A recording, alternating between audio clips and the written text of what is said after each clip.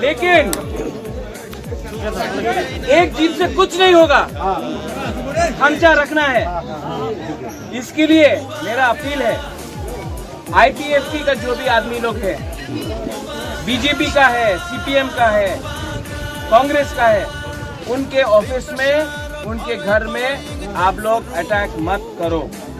वो लोग भी तिपरासा है।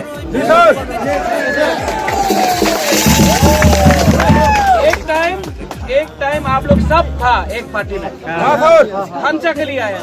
अगर खांचा रखना है तो ये इलेक्शन के बाद बुबाकरा उनको भी तिपरा मोथा में लाएगा, ठीक है? तो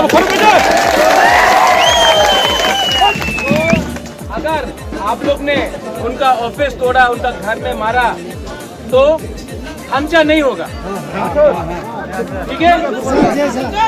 तो मेरा अपील है, सुनो, मेरा अपील है सबको, कुइला जाति उलोपो जाति करो। कोई भी तिपरासा, कोई भी बंगाली, कोई भी मुसलमान का घर में कुछ नहीं होगा। आप लोग आराम से जाओ। 12 तारीख को यहाँ में विजय मिছিল होगा, हम खुद आ रहे हैं।